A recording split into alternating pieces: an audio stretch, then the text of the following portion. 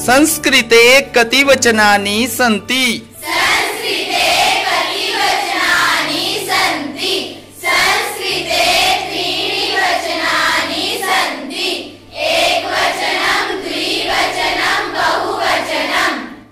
नमस्कार दोस्तों, मैं नरेश मलोटिया शास्त्री आज आपके सामने प्रस्तुत हुआ हूँ। आओ संस्कृत सीखें रट्टा नहीं समझ के साथ सीरीज के दूसरे वीडियो संस्कृते कति लिंगानि सन्ति। प्यारे दोस्तों, इससे पहले भाग 1 के वीडियो संस्कृते कति वचनानि सन्ति का शुद्ध उच्चारण के साथ वीडियो के प्रारंभ में श्रवण किया। प्यारे दोस्तों, आज के प्रश्न का विवरण प्रस्तुत करने से पहले आओ एक बार छात्राओं के माध्यम से उसका शुद्ध उच्चारण सुन लेते हैं। संस्कृते कति लिंगानि सन्ति। संस्कृते कति लिंगानि सन्ति। संस्कृते त्रीणि लिंगानि सन्ति। पुल्लिंगं, स्त्रीलिंगं, नपुंसकलिंगं। प्यारे दोस्तों, आपने अभी छात्राओं के द्वारा उच्चारण किए गए आज के दूसरे प्रश्न को सुना, जो कि सामने मौजूद है। संस्कृते कति लिंगानि सन्ति। संस्कृते त्रीणि लिंगानि सन्ति। पुल्लिंगम, स्त्रीलिंगम, नपुंसकलिंगम। सामान्यतः यह बिल्कुल सामान्य प्रश्न है और आप लोग बचपन से ही इस प्रश्न को पढ़ते आ रहे हैं, परंतु फिर भी देखा जाता है कि संस्कृत में जब इसको लिखते हैं तो बहुत सारी गलतियों का अंबार लगा रहता है। आज हम उन छोटी छोटी गलतियों को विस्तार पूर्वक समझने का प्रयत्न करेंगे और छात्र जीवन में छात्र कौन कौन सी गलतियों को विशेष रूप से करते हैं वो मैं अपने अनुभव के आधार पर आपको बताना चाहूंगा। और मुझे पूरी उम्मीद है कि पिछले प्रश्न की तरह इस प्रश्न को भी आप अच्छे से समझेंगे और इसको शुद्ध लेखन और शुद्ध उच्चारण के साथ पढ़ेंगे। तो चलो अब इसकी गलतियों का विवरण प्रस्तुत करते हैं।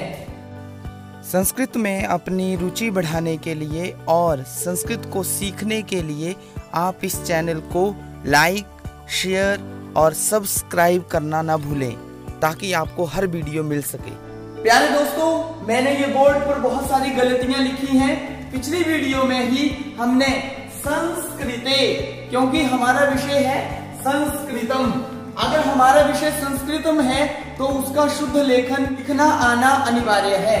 प्यारे दोस्तों, पिछली वीडियो में भी इसके ऊपर हमारी चर्चा हो गई है, अतः इस विषय पर अधिक चर्चा की आवश्यकता नहीं है।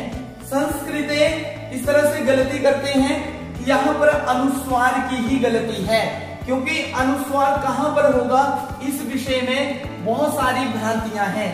प्यारे दोस्तों, इस तरह से बच्चे लिख देते हैं, ये मेरा अनुभव है, 6ठी का हो, 7वीं का हो, 8वीं का हो, 9वीं का हो या 10वीं का हो, सभी बच्चे बिंदी यहाँ पर लगाते हैं, जिसका मतलब होता है ससंकृते या फिर सस्कृते या फिर ससंकृते या फिर यहाँ पर बिंदी जो अनुस्वार है इसका समझ ही नहीं आ रहा है कि कौन से वर्ण के ऊपर बिंदी है। यहाँ स को पूरा लिख देते हैं। प्यारे दोस्तों, संस्कृत हमारे लिए सबसे आवश्यक है, इसलिए कृपया इसको शुद्ध लिखना सीखें। ये सारे गलत रूप हैं और यही गलतियां 10वीं बोर्ड की परीक्षा में भी बच्चों के द्वारा देखी जाती है। प्यारे दोस्तों, संस्कृते इस तरह से लिखा जाएगा, यहाँ सप्तमी विभक्ति है जिसका अर्थ है संस्कृत में। संस्कृते कति लिंगानि सन्ति, अर्थात संस्कृत में कितने लिंग होते हैं। प्यारे दोस्तों, दूसरा शब्द था त्रीणि, इसका भी विस्तार पूर्वक चर्चा हमने पिछली वीडियो में कर ली है, फिर भी एक बार हम गलतियों के ऊपर नजर डालेंगे। यहाँ पर त्रीणि दोनों ही तरफ छोटे ई की मात्रा का प्रयोग किया जा रहा है। यहाँ पर त्रीणि दोनों ही तरफ बड़े ई का प्रयोग किया जा रहा है। यहाँ छोटी ई का प्रयोग, यहाँ बड़ी ई का प्रयोग, यहाँ ई का प्रयोग है ही नहीं और यहाँ पर ई का प्रयोग छोटा किया जा रहा है। यहाँ पर इस तरह से गलती, इस तरह से गलती, ये बहुत सारी गलतियां हमारे द्वारा की जाती हैं। प्यारे दोस्तों, इसमें बिल्कुल आसान है, त्र डालेंगे, त्र को बड़े ई की मात्रा डालेंगे और न को छोटे ई की मात्रा डालेंगे, त्रीणि, और इसका उच्चारण करेंगे त्रीणि त्रीणि। संस्कृते त्रीणि लिंगानि सन्ति। तो यहाँ पर संस्कृते और त्रीणि ये दोनों ही विषय बहुत ही आवश्यक हैं। पिछली वीडियो में इसकी चर्चा हमने कर ली है। अगला विषय है लिंगानि। इसके ऊपर चर्चा करने से पहले हमें कुछ बातें समझनी होंगी। प्यारे दोस्तों, यहाँ पर लिंग शब्द को समझना परम आवश्यक है। लिंग लिंग लिंग, कौन से लिंग को लिखें? अगर लिंग शब्द आपने लिखना सीख लिया तो आपकी गलतियां होना बंद हो जाएंगी। प्यारे दोस्तों, जो अनुस्वार बिंदी होती है, ये जो बिंदी ऊपर लगाई होती है, इसका एक ही अर्थ नहीं होता है। इस बिंदी का अर्थ होता है अंग, य, ण, न, म। इस विषय पर विस्तार पूर्वक चर्चा हम बाद में करेंगे। यहाँ पर अंग ही क्यों आया, इस विषय पर छोटी सी चर्चा कर लेते हैं। जब भी जिसके ऊपर अनुस्वार हो उसके सामने वाला वर्ण देखा जाता है। सामने है ग और ग का पंचम वर्ण कौन सा है?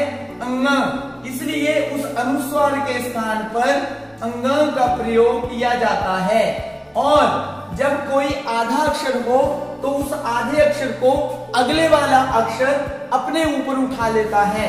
इसलिए अगर इस तरह से ना लिख सके तो हम इस वर्ण को इस तरह से लिख सकते हैं। जब भी प्यारे दोस्तों हम टाइप करते हैं तो इस तरह का रूप आता है। बहुत सारे बच्चे इसको पढ़ने में कंफ्यूजन अर्थात उसमें भ्रांतियां महसूस करते हैं।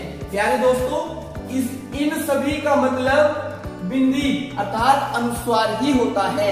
इसके उच्चारण में बहुत सारे बच्चे तो गंगा के उच्चारण में उसको गड़ंगा कह देते हैं। ये गंगा है, परंतु बहुत सारे बच्चों का उच्चारण इसके लिए गड़ंगा होता है। तो गड़ंगा ना होकर के ये गंगा ही है। तो दूसरे विषय पर चलते हैं। लिंग शब्द जो है नपुंसक लिंग में लिंगम, लिंगे, लिंगानी, अर्थात अगर अकेला हो तो लिंग होगा और दो हो तो लिंगे होगा और बहुत सारे हो तो लिंगानी होगा। अब लिंगानी में भी बहुत सारी गलतियां करते हैं। यार दोस्तों, सबसे पहले लिंग लिखना आना चाहिए। ल को छोटे ई की मात्रा, अंग लिखेंगे और उसको हलंत लगाएंगे। अब बिंदी नहीं लगाएंगे क्योंकि हमने इसको परस वर्ण कर दिया है। और उसके बाद ग लिखेंगे क्योंकि फलम फले फलानी, पुष्पम पुष्पे पुष्पाणी, उसी प्रकार लिंगम लिंगे लिंगानी होता है। तो यहाँ पर भी लिंग और उसके साथ आ की मात्रा और छोटे ई की मात्रा, यहाँ पर नपुंसक लिंग में हमेशा छोटे ई की मात्रा होती है। तो उसका विशेष ध्यान रखेंगे।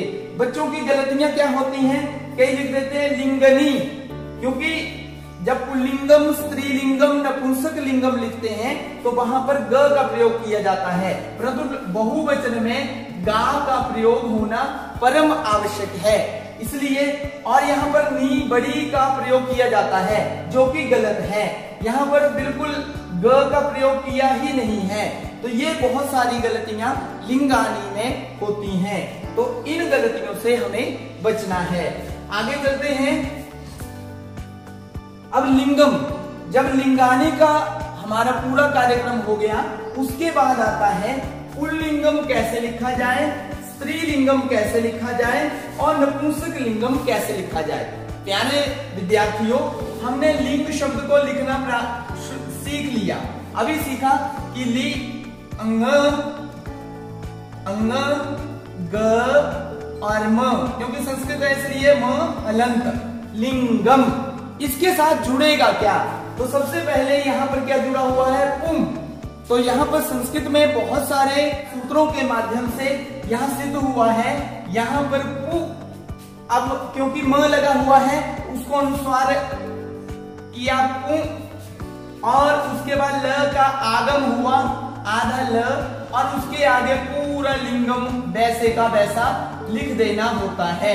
यहाँ पर बहुत सारी गलतियां बच्चों के द्वारा की जाती हैं। पुल्लिंगम में मेरे ख्याल से सबसे ज्यादा गलतियां होती हैं। प्यारे बच्चों, यहाँ पर मेन क्या है? इस लिंगम के साथ उ और ल आधा हलंत, इसको जोड़ना है। पुल्लिंगम, पुल्लिंगम, साथ में उच्चारण करेंगे पुल्लिंगम, पुल्लिंगम। अन्यों में कोई दोष नहीं है। वहां पर स्त्री है, स्त्री के साथ मात्र लिंगम जोड़ना है। बहुत सारे बच्चे स्त्रीलिंगम लिखते हुए पुल्लिंगम की नकल करते हैं। पुल्लिंगम की नकल करके स्त्री और बीच में आधा ल लिंगम इस तरह से लिख देते हैं, जो कि बिल्कुल गलत है, क्योंकि यहाँ पर पुं जुड़ा हुआ है, यहाँ पर पुल जुड़ा हुआ है, तो पुल्लिंगम तब यहाँ पर हलंत आया ल, परंतु यहाँ पर कोई ल नहीं है, ना ही बिंदी है। यहाँ पर नपुंसक लिंग में भी यही गलती है। नपुंसक लिंग लिखते हुए भी बच्चे नपुंसक और यहाँ पर डबल ल करके लिंगम कर देते हैं, जो कि गलत है। अतः हमें इस चीज से बचना है, ये वहां नहीं होनी चाहिए। अब इसमें भी स्त्री लिखने में, नपुंसक लिखने में और पुन लिखने में भी बच्चों के द्वारा गलतियां की जाती हैं। उसके ऊपर भी एक बार देख लेते हैं। यहाँ पर लिंगम शब्द को बिल्कुल बड़ा करके लिख दिया गया है। लिंगम बिल्कुल लास्ट तक लिंगम ही लिखा जाएगा। कैसे लिखा जाएगा? ली, एक बार पुनः देख लें, म। और जब टाइप करेंगे, आपको पहले बताया, जब टाइप करते हैं तो जो है वो आधे अक्षर, क्योंकि इसके साथ कोई नहीं जुड़ा हुआ, इसको ऊपर उठा लेते हैं और लिंगम बन जाता है।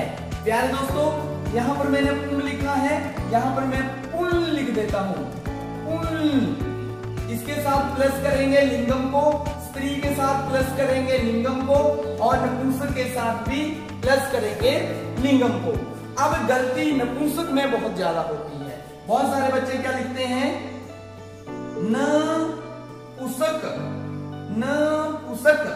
प्यारे दोस्तों, जैसा हम उच्चारण करते हैं वैसा ही लिखते हैं। नपुंसक, नपुंसक। मेरे साथ बोलेंगे, नपुंसक। प्यारे दोस्तों, नपुंसक। इसके अलावा नपुसंक, नपुसंक, नपुसंक।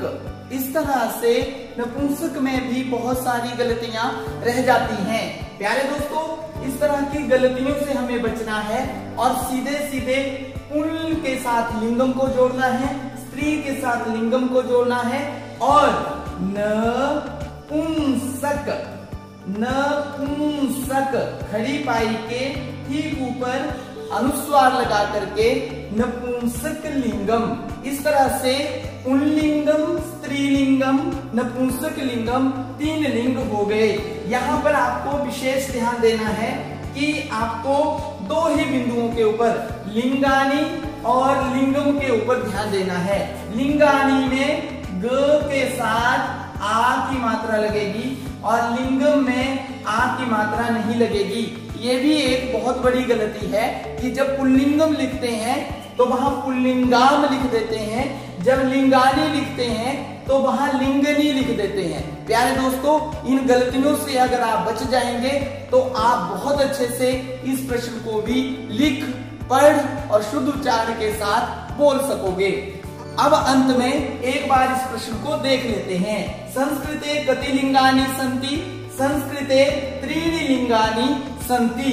लिंगानि, यहाँ विशेष ध्यान दें, यहाँ गा की मात्रा लगी हुई है, और जब पुल्लिंगम यहाँ ग को आ की मात्रा नहीं लगी है तो यहाँ पर ये एक भेद जो मैंने अंत में बताया ये विशेष है। पुल्लिंगम, स्त्रीलिंगम, नपुंसक लिंगम जब मैं बोल रहा हूं तब आप जरूर उच्चारण करें। प्यारे दोस्तों, आज की वीडियो का विवरण इतना ही। मुझे पूरी उम्मीद है कि आप इस वीडियो को देखकर भविष्य में कभी भी गलती को नहीं दोहराएंगे। 6ठी से 10वीं तक के बहुत सारे बच्चों को बार बार बताने पर भी ये गलती पुनः पुनः देखी जाती है, तो आप इससे सबक लेकर आगे गलतियां नहीं करेंगे। इसी उम्मीद के साथ मैं पुनः अपने आओ संस्कृत सीखें रट्टा नहीं समझ के साथ भाग 3 को लेकर आपके सामने उपस्थित रहूंगा। तब तक आप बच्चों के द्वारा उच्चारित दूसरे प्रश्न को भी एक बार सुन लें। धन्यवाद। संस्कृते कति लिंगानि सन्ति? संस्कृते कति लिंगानि सन्ति? संस्कृते त्रीणि लिंगानि सन्ति। पुल्लिंगम, स्त्रीलिंगम, नपुंसकलिंगम। संस्कृत में कितने पुरुष होते हैं? और उसमें होने वाली गलतियों के समाधान के लिए सीरीज की अगली वीडियो आओ संस्कृत सीखे भाग 3 जरूर देखें।